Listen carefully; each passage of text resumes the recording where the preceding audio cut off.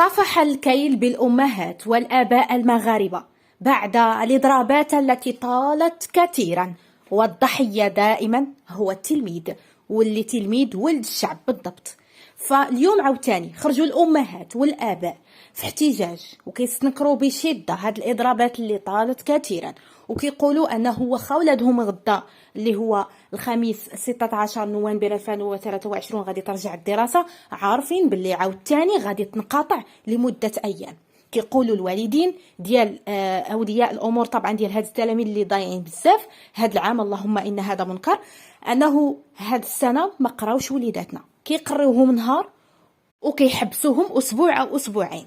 هادشي اللي واقع دابا في المغرب هو امر يعني يدمى له القلب قبل الجبين، لان هاد الوليدات هما مشاريع مستقبليه في المستقبل.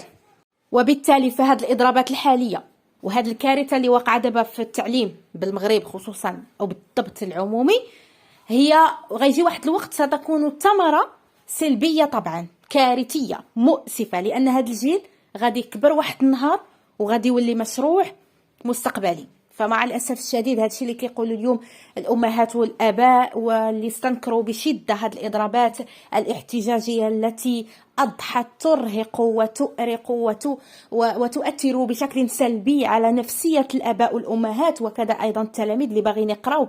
فكان الله في عون الناس، ولاد الشعب، وليداتنا اللي كنقريوهم غير في العمومي.